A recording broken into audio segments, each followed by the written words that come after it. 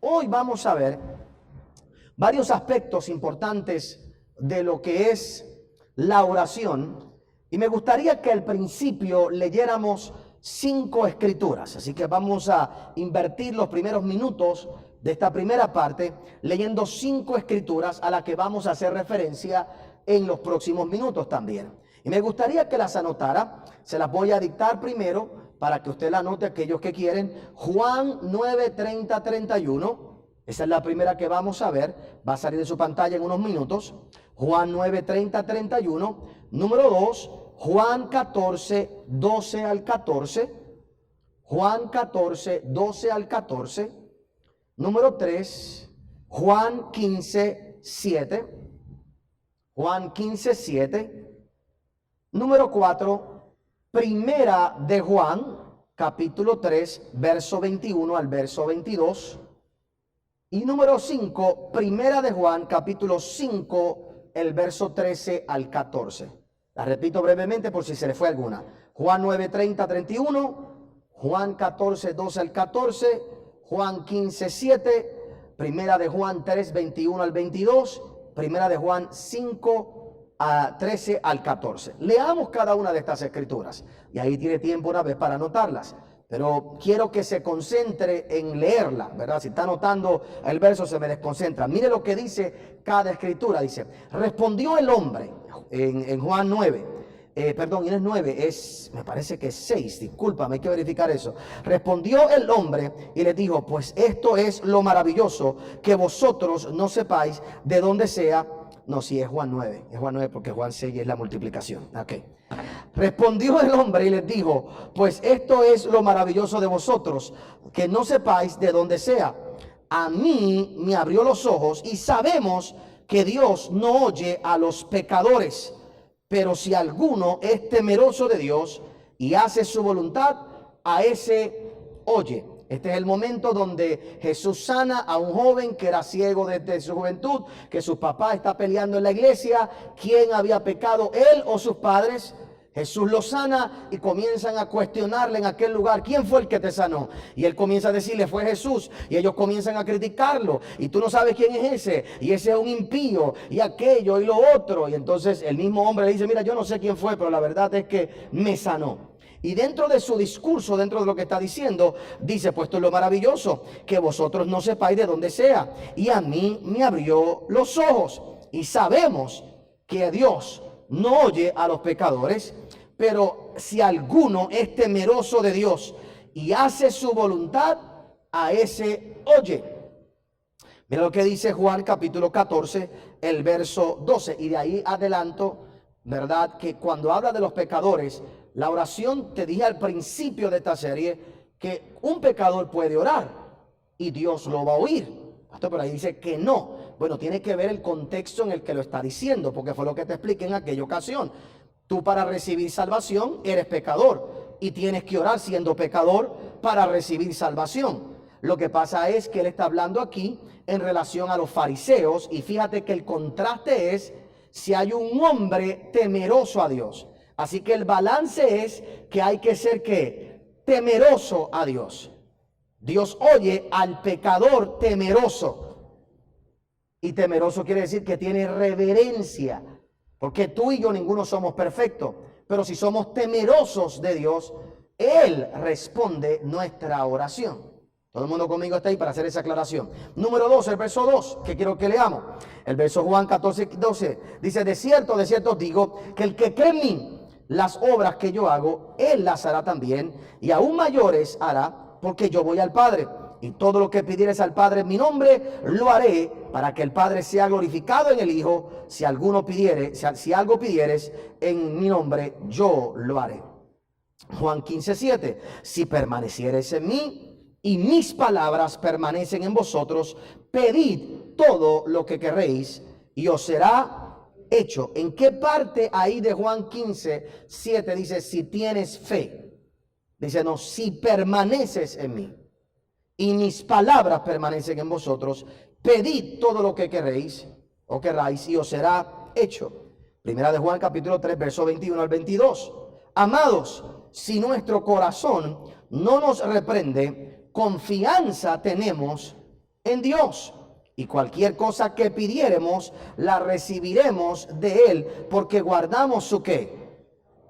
Pero para que la recibas de Él, tu corazón no te puede qué. Reprender. ¿Qué dice ahí? Una vez más, dale el verso anterior. Está el verso, amados, si nuestro corazón no nos reprende, ¿qué entonces tenemos? ¿Qué tengo? ¿Qué tengo? Una vez más, dígalo.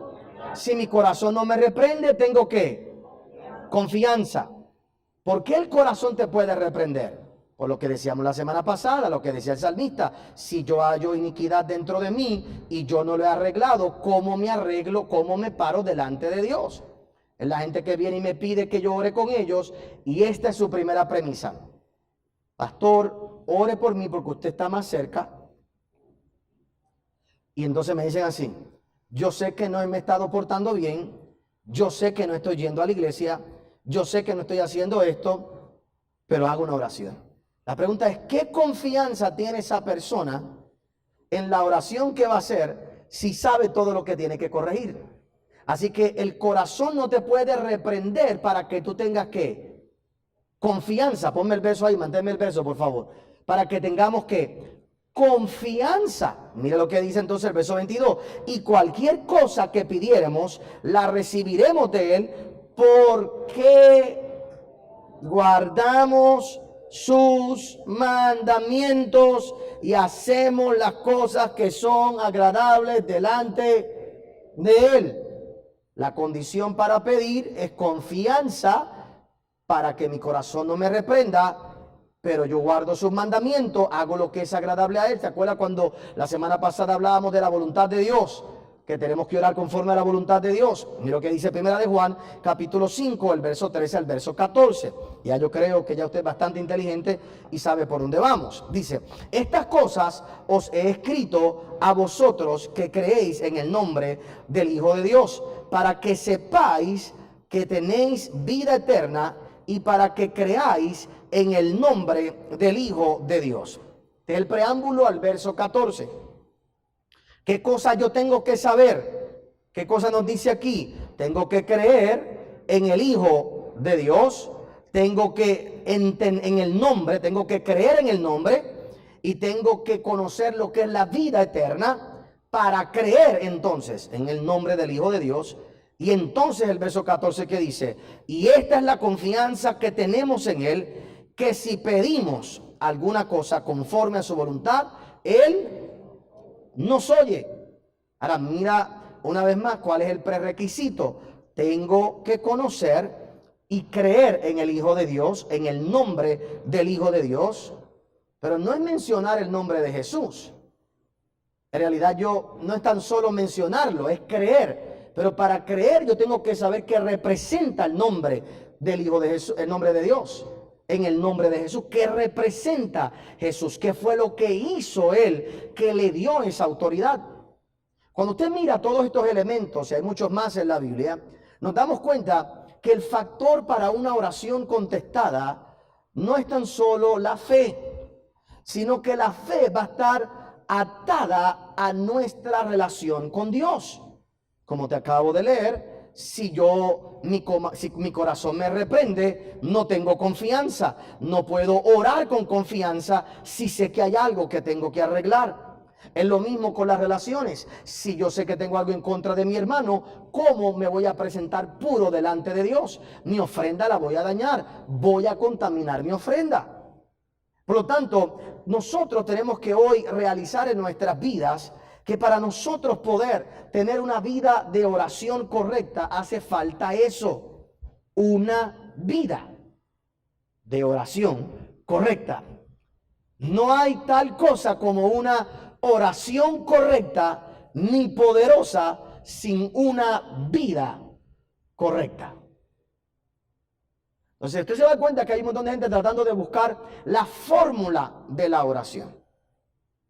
La fórmula de la oración. La gente está buscando que uno ore por ellos, pero hay que tener una vida correcta, no una vida perfecta, pero una vida correcta para que mi oración dé resultado. Te voy a dar 5 palabras que para mí son la esencia o nos ayuda a entender la esencia de cada uno de los versos que vimos. ¿Ok? Así que la primera tiene que ver con el primer verso que vimos, que es Juan 9. La segunda, así todo el mundo, ¿verdad? En orden, para que siga conmigo lo que me estoy explicando. Número 1, temeroso de Dios. Para que mi oración tenga valor, yo tengo que ser una persona temerosa de Dios. Esa palabra temeroso, cuando lo vemos en la Biblia todo el tiempo, esa palabra lo que vemos es respeto, es honor, es honrar, es tener ese respeto por una persona, y aquí habla por la persona de Dios, donde no le tengo miedo, pero debo sentir un respeto cuando lo veo. ¿Verdad? No me incomoda el que alguien venga donde mí y me diga, pastor, es que, ¿verdad? Me pongo un poco nervioso cuando estoy delante de usted o cuando le voy a hablar o le voy a decir algo, ¿verdad? O estoy aquí por el respeto que le tengo. No me tienes que tener miedo. Pero en realidad cuando uno está delante de alguien que uno aprecia, admira, respeta por la autoridad que tiene, hay un estado de honor en uno que le da a uno un... Y cuando ese respeto se va, una de las cosas que se ha perdido en nuestra generación es el pedir bendición. Y aunque parezca algo, ¿verdad? A sus padres me refiero. Y aunque parezca algo de costumbre y algo anticuado, eso nada más demuestra realmente un respeto que valoro realmente. ¿Me sigue? Entonces, eso es lo que quiere decir temeroso de Dios. No quiere decir una persona perfecta. Sabemos que Jesús era perfecto y este hombre estaba hablando de Jesús. Pero este hombre que no era un doctor en la Biblia está diciendo, sabemos que él no oye pecadores, pero aclaro, oye a la gente que es temerosa de Dios, que tiene respeto de él. La segunda frase, para resumir estos versos y entonces ir a lo profundo de todo esto, es creer en Jesús y en su obra. Creer en Jesús y en su obra. Es bien importante esa para lo que te voy a mostrar en un momento. Creer en Jesús y en su obra redentora o en su obra. Número 3, la clave es permanecer. En Juan 15, ¿cuál te dice? Si permaneces en mí.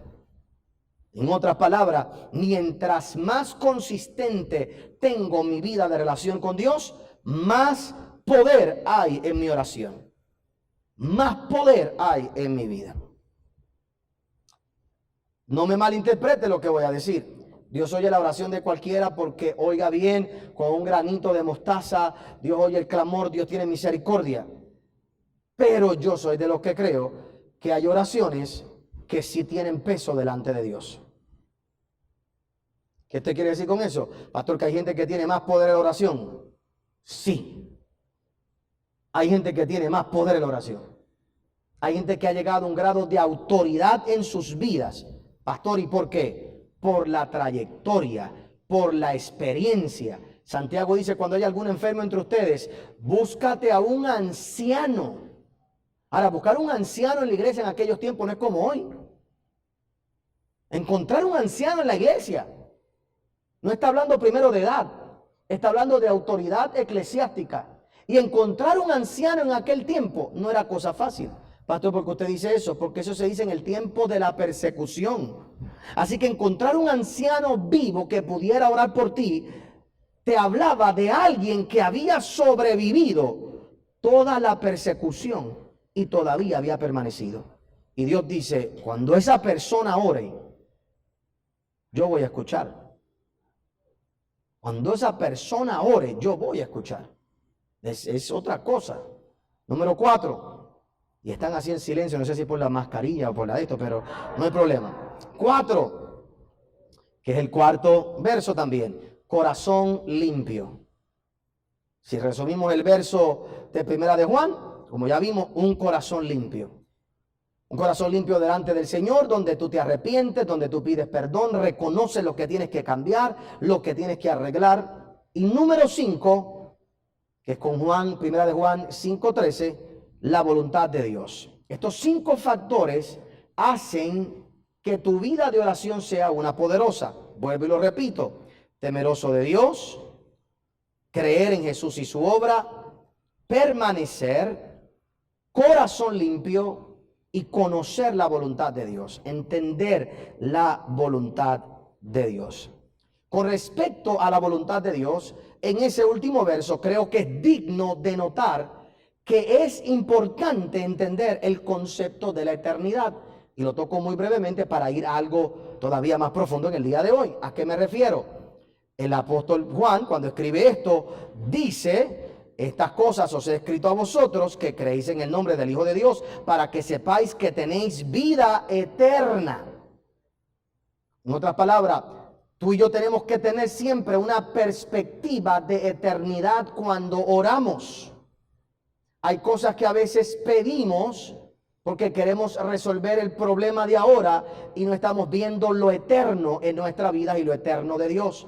Y si algo me va a dar a mí fortaleza en la oración, es entender la soberanía de Dios, la eternidad de Dios, que Dios conoce el pasado, Dios conoce el presente y Dios conoce para dónde vamos. Así que yo tengo que tener la seguridad de la obra de Él y entender que la vida es más que simplemente el problema que yo tengo en el día de hoy, que hay algo eterno detrás de todo eso. Y cuando miramos la Biblia, ese concepto de eternidad es poderoso. ¿Por qué razón? Porque lo eterno es lo que permanece. La palabra nos dice que no miremos las cosas de ahora, que no miremos lo que se ve porque eso es temporero, pero que miremos lo que no se ve porque esas cosas permanecen para siempre. Cuando tú vas a orar, tú debes aprender a pedirle al Señor: Señor, muéstrame lo que no veo, muéstrame lo que no estoy mirando, muéstrame lo que no es ahora mismo temporero, muéstrame lo que es eterno, para que yo pueda tener la confianza y la seguridad de lo que voy a orar en este momento.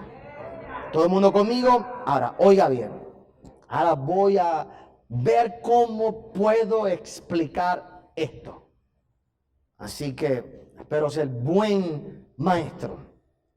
Cuando hablamos del poder extraordinario de la oración y vemos todos los versos que yo te acabo de mencionar, que demuestran que la fe no es la única condición para una oración contestada, sino que es el temor a Dios, un corazón recto, la permanencia, estando con Él. Si permaneces en mí, eso habla de la disciplina, habla de guardar los mandamientos, habla de corregir mi vida. Si todas esas cosas, ¿verdad?, son entendidas y las comprendemos, para poder ver el porqué de esas cosas, es importante entender el poder redentivo de Dios o de la redención de Dios. Oiga bien, hay tres maneras básicas de ver a Dios. Y voy a usar unas palabras inventadas mías. Cuando digo inventada, es que no las tome como un curso de teología, ¿ok? Quizás en otros cursos teológicos usan otras palabras o se explican de otra manera, ¿ok? Así que simplemente para nuestro estudio en el día de hoy. Creo que hay tres maneras de mirar a Dios. Número uno, el Dios complaciente. El Dios que complace. El Dios que tiene una varita mágica y que cada cosa que yo le pido, Él me lo va a dar. El Dios complaciente. El Dios que lo que quiere es que yo sea feliz. El Dios que quiere que yo la pase bien. El Dios que quiere que yo lo tenga todo bueno. El Dios complaciente. ¿Ok? Número uno. Pastor, pero eso no es correcto. Dios no quiere todo lo mejor para ti. Sí, pero para darte lo mejor no siempre te puede complacer. Pero entonces, si cuando no tienes lo mejor porque tú consideras lo que es lo mejor, lo que quieres es el Dios que te complazca, no el Dios que está dispuesto a darte lo mejor. Pero a veces complacerte no es lo mejor. Tus hijos, tú puedes ser el papá complaciente, pero todo el que tiene hijos sabe que no siempre puedes ¿qué? Complacer a tus hijos.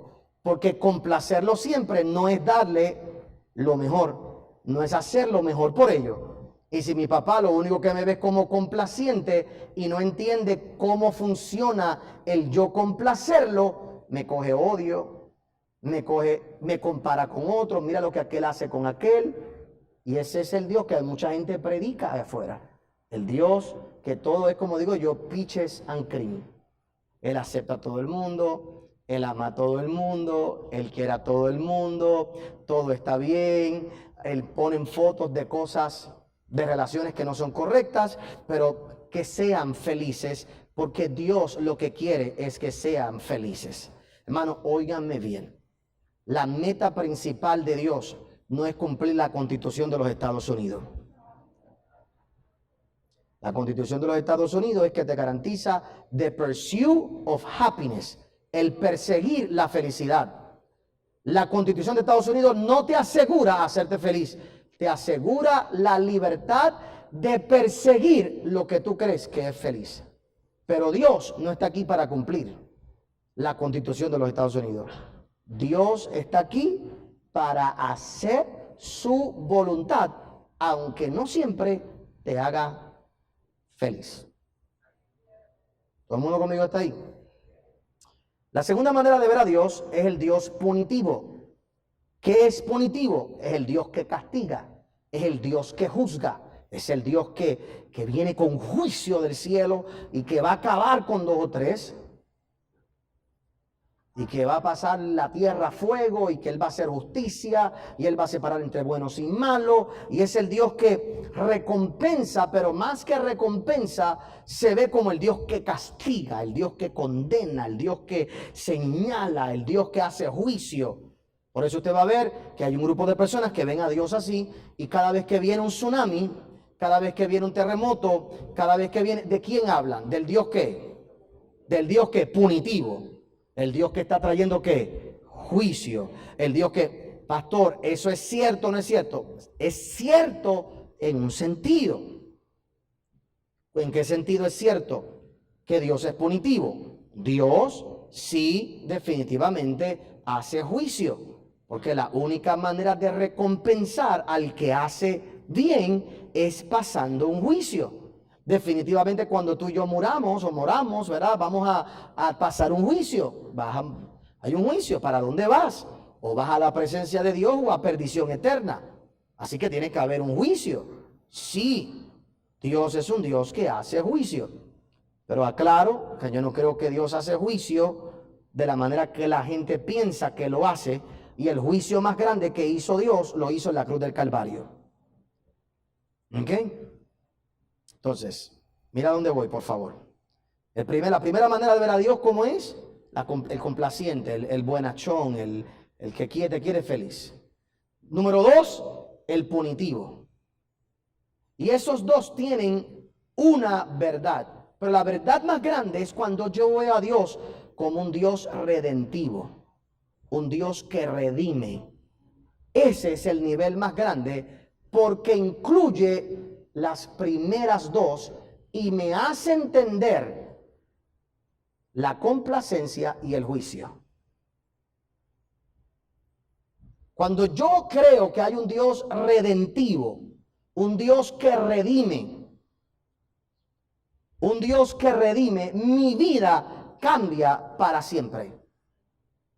Mi vida se transforma para siempre. El domingo yo hice un statement, una declaración que es muy profunda para el domingo en la mañana, no dedicarle el tiempo que le voy a dedicar aquí por unos momentos. Yo te decía que hay gente que tiene la experiencia de venir a los caminos del Señor únicamente porque llegaste con un problema. Llegaste con un problema, con una dificultad, y eso te hace entregarle tu vida al Señor.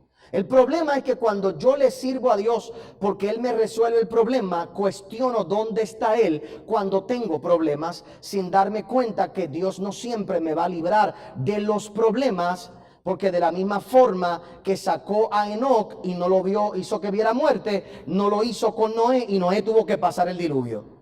Así que hay veces que Dios nos libra, hay veces que tienes que hacer un arca, porque si no te ahoga, hay veces que tienes que caminar en el desierto y Dios no siempre te va a complacer. El problema de muchos cristianos es que es al hacer esa la entrada de mi relación con Dios. Hacer esa la entrada de mi relación con Él, baso mi relación con Él en mis circunstancias naturales y no en mi condición espiritual. Entonces, toma estudiar cosas como las que yo te estoy enseñando hoy para que tú entiendas la realidad de lo que pasó el día que tú le entregaste tu vida al Señor. Que no fue la solución de un problema. Hay personas que llegan a los caminos del Señor de otra manera. Y para mí esa es la más poderosa. Y es a la que todos nosotros debemos llegar.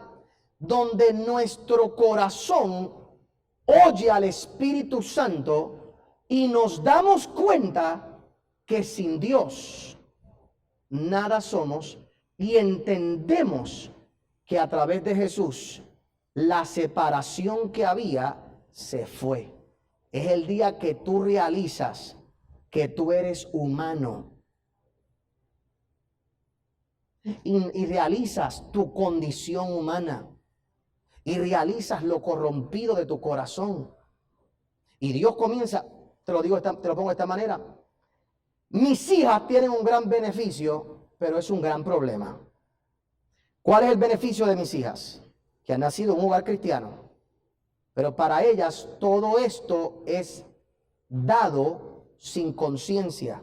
En otras palabras, un día yo espero que ellas le den gracias a Dios de haber nacido en un hogar cristiano, pero que tengan una experiencia personal con Dios donde ellas puedan entender y comprender que lo que disfrutaron no fue un derecho sino un privilegio, porque sus padres le entregaron su vida al Señor. Y si ellas quieren que sus hijas o sus hijos tengan lo mismo, ellas necesitan, ¿me explico?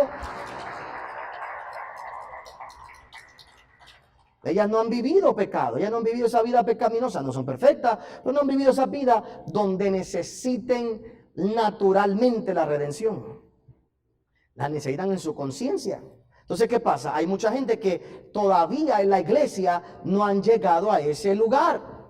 ¿Y qué tiene que ver esto con la oración? Oiga bien, hermano. No es lo mismo orar con conciencia de redención que con conciencia de que Dios me tiene que complacer o de que Dios me tiene que recompensar o castigar a otro. No hay forma. Jamás ni nunca te puedes comparar el poder de la oración de una persona que conoce el poder de redención. El poder de redención. Por supuesto, oiga bien, en el contexto más amplio, Dios a través de Jesús redimió a la humanidad. Ya Cristo pagó el precio por nosotros en la cruz del Calvario. Jesús redimió a el primer Adán. Lo malo que hizo Adán, ¿qué hizo Jesús? Lo arregló, lo corrigió, pagó el precio y la humanidad tiene acceso a la redención. Ahora, ese es en el contexto más grande, que lo vamos a ver un poquito más profundo. Pero oiga por qué es importante entender esto. Bajemos el concepto de redención a lo más sencillo. La única manera en que tú puedes creer que Dios puede tornar algo malo en bendición es entendiendo que Él es el Dios redentor. Vuelvo y repito.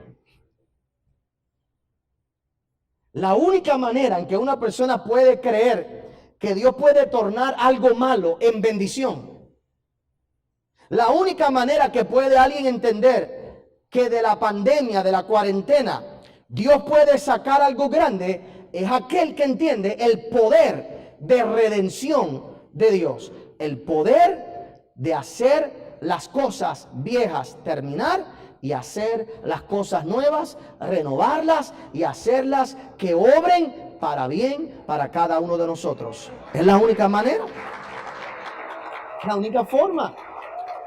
Por supuesto, la redención de las cosas naturales no se compara con la redención de la humanidad a nivel de importancia, a nivel de profundidad.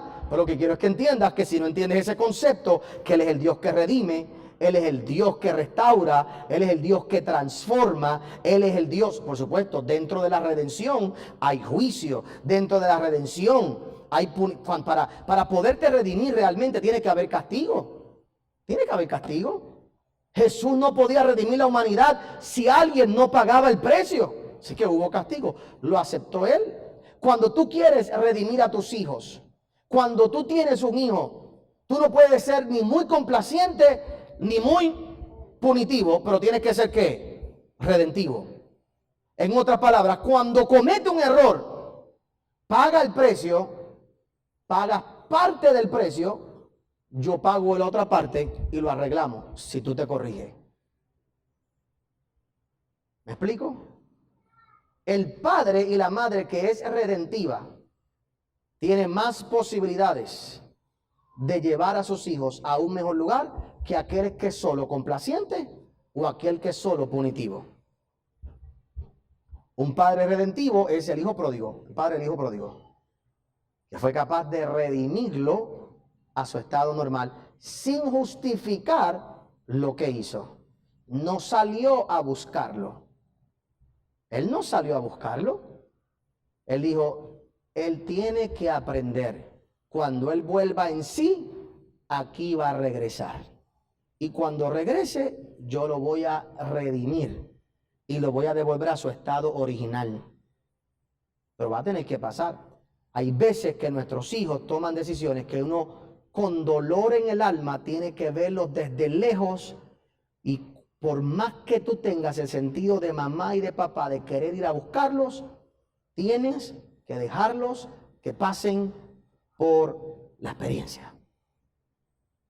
Y cuando llegan, no pueden ver el papá o la mamá complaciente ni punitiva. Tiene que ver el redentivo, el que redime, el que hace el balance entre te quiero complacer, no por ti. Oiga bien, porque los hijos tienen que saber que nosotros no los complacemos por ellos. Los complacemos por nosotros. Porque yo quiero mi felicidad y mi felicidad es verlos felices. Así que al fin y al cabo yo lo hago por mí, no por ellos. Lo hago por mí. Pero también tengo que enseñarte las consecuencias de tus acciones. Y si uno no entiende eso, nuestra oración no tiene poder. Nuestra oración no tiene poder. ¿Cómo nosotros trabajamos entonces con el concepto de la redención? ¿Y qué tiene que ver esto con los versos que vimos al principio? Pues es la transformación. Cuando usted mira todos los versos anteriores, lo que vemos es la transformación del creyente, de una persona. A una persona que teme a Dios. Una persona que es temerosa de Dios. Pero una persona que permanece en Él. Y eso solo puede ocurrir cuando tú tienes conciencia de redención en tu vida. Cuando nosotros miramos el proceso de redención, lo podemos ver en varias etapas. Y voy a ir con esto más rapidito. Número 1, Dios redime al hombre como una provisión divina para todo ser humano. En Jesús, el pecado del hombre universal fue pagado, y el que conoce tiene acceso a esa revelación y a esa bendición. Cuando Jesús muere por nosotros en la cruz del Calvario, Él hace provisión para toda la humanidad. Así que todo el que llega al conocimiento de ese milagro y entiende lo que eso implica, tiene acceso a esa revelación. Pero entonces está la segunda etapa, o el segundo nivel, que es la redención individual, que es la que te estoy hablando, a través de la revelación del Espíritu Santo. Es la revelación individual a través de la relación con el Espíritu Santo. Es cuando tú, como tal, dentro de ti, entiendes la obra que Él hizo por ti en la cruz.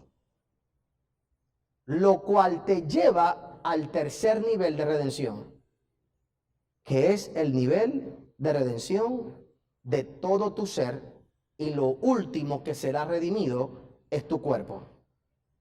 La redención se ve en 3 niveles. Oiga bien. La universal, y esto es un término para explicarlo aquí, por favor, no me juzgue con otras doctrinas o con otras iglesias, ¿verdad? Esto es simplemente en nuestro contexto de lo que estoy hablando. Pues que hay que tener tanto cuidado en estos tiempos con las palabras que uno dice, que a alguien uno ofende y a alguien, ¿verdad?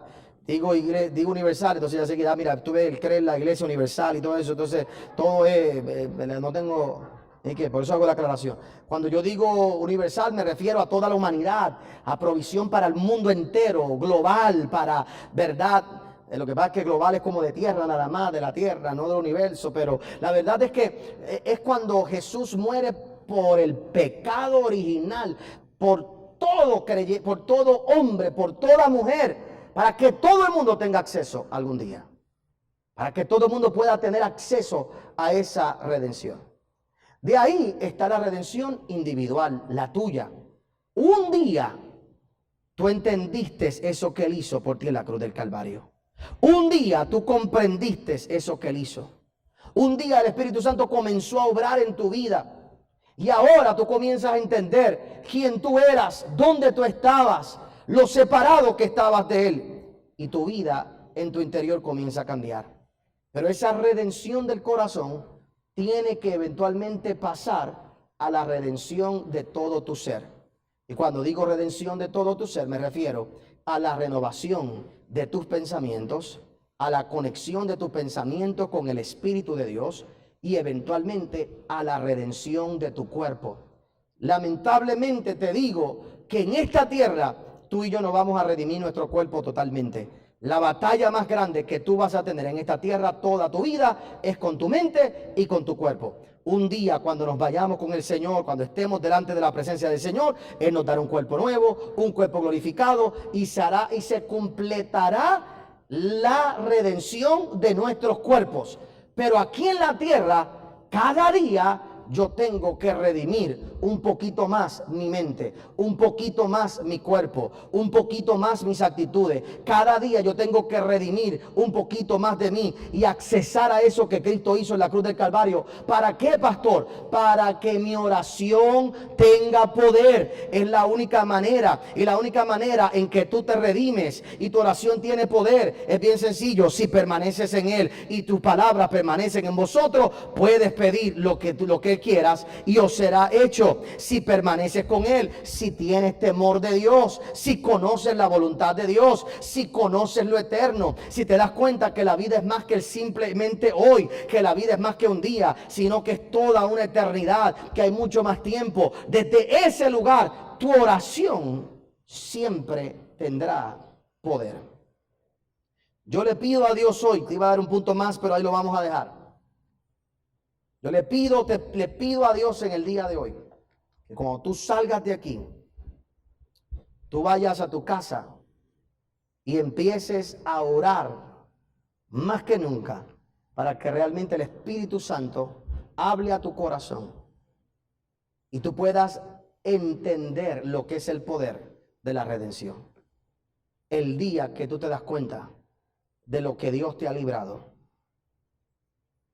el día que tú lo realizas, el día que tú lo entiendes, el día que tú entiendes la separación que había entre tú y Dios, el día en que tú entiendes el estado en el que tú estabas, la condición en la que te encontrabas, que aún pensando que tú eras bueno, no llegabas ni a un grado de lo necesario para tener una relación con Él, que simplemente su misericordia, su gracia, su favor, que te perdonó. Desde ese lugar, tus oraciones tendrán poder.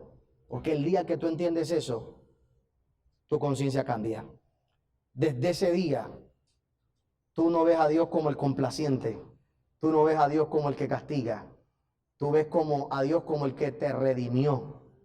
Tú ves a Dios como aquel que cuando cometes un error, puedes ir donde Él y Él te va a restaurar y Él te va a levantar, Él te va a recibir. Puedes ver que las cosas que están mal hoy, Él las puede cambiar, Él las puede renovar, Él las puede transformar. Ahora sí, tú sabes cuál es la voluntad de Dios, te das cuenta cuál es el propósito de Dios, te das cuenta cuál es el poder de Dios, para qué está ahí, te das cuenta qué es lo que Dios quiere hacer. Entonces entiendes realmente desde qué posición verdaderamente orar y tu vida cambia para siempre. Cuando uno entiende eso en su vida, la oración de uno cambia para siempre. Uno se alegra cuando Dios le complace y también se alegra cuando le corrigen. Y cuando las cosas me van mal, creo que Él las puede cambiar. Yo le pido a Dios hoy que cuando tú salgas de aquí, tu vida de oración tome una nueva dimensión. Y lo tomes desde este nivel, que puedas entender lo que Él hizo por ti en la cruz del Calvario. Tú allí en tu casa también. Le pido a Dios que hayas oído bastante de lo que he compartido en el día de hoy. Que entiendas que no es tan solo fe o decir que tengo fe lo que hace que tu oración se escuche. Es la actitud del corazón, del reconocimiento, de entender, de celebrar al Señor. Es bien interesante cuando nosotros vamos a la Biblia, a los evangelios. Es curioso que en el libro de Lucas, a los únicos que Jesús le dijo que eran salvos fue a samaritanos. Es curioso que en muchos lugares de Jerusalén no pudo hacer milagro. Y es bien interesante porque Él viene a salvar primero a los hijos de Israel. Pero en Lucas, a los únicos que Él le puede decir, tu fe te ha salvado, tu fe te ha salvado, fueron samaritanos. Te dice, pero si vino a buscar aquellos, ¿cómo estos otros son los que reciben? ¿Cómo esta gente recibía los milagros? No siendo gente del pacto. Bueno, Él es el Dios redentor. Él es el que redime, primero. Pero número dos, ¿dónde se encontraba ese poder de redención? En la actitud del corazón de cada una de esa gente. ¿A qué usted se refiere, pastor? La mujer sirofenicia. El Señor le dijo, no es digno darle el pan de los hijos a los perrillos. ¿Y cuál fue la contestación de ella? ¿Qué? Que aún, sí, pero esa no es la contestación completa. No, hay una palabra que falta ahí. Le dice, Señor, aún. Ningún judío lo llamó Señor, pero una samaritana le llama Señor. Pecadora, pero temerosa. Pecadora, pero respetuosa. Pecadora, y no se ofendió por lo que Él le dijo. Pecadora, y entendió, es verdad, no me lo merezco. Yo te entiendo, pero aún los perrillos comen de la migaja de la mesa que cae de su Señor. Le llama Señor. Ponte a pensar, analiza conmigo. ¿Qué pasó con los 10 leprosos? Los 10 fueron sanados, pero solo uno recibió la restauración completa. El que volvió, que era samaritano. ¿Qué hizo? Tan pronto regresó, se tiró a los pies de Cristo. Ese hombre no llegó a donde el sacerdote, para que entienda la historia completa. En aquel tiempo era el sacerdote quien declaraba que alguien era limpio y podía volver a la sociedad. Así que Jesús los sana y los manda a que el que tenía autoridad terrenal de declararlos limpios, lo declarara limpio para que ellos pudieran volver. Cuando los 10 van caminando, uno dice, espérate, yo soy samaritano. Ese que está allá, que me tiene que declarar limpio, nunca me va a declarar limpio porque yo soy samaritano. ¿Qué hago yo buscando la aprobación de alguien que nunca me va a aprobar? Déjame ir delante de aquel que me sanó para que él mismo me apruebe y se tira a los pies del Señor Jesús. ¿Qué recibe ahí? Con esto termino. ¿Qué recibe ahí? Recibe no tan solo la sanidad, sino que recibe la salvación. Recibe la restauración de todas las cosas. Mi oración es que en esta noche, cuando tú salgas de aquí, tú puedas caminar en un nivel de poder y autoridad superior al que otra gente tiene. Y que cuando veas el mundo, no lo veas al Dios que complace o al Dios que condena. Mira al Dios que redime. Mira al Dios que restaura. Mira al Dios que sí, hay consecuencias que pagar y sí quiere lo mejor para ti, pero todo desde el plan eterno de la redención. Gracias por haber acompañado al pastor Otoniel Font.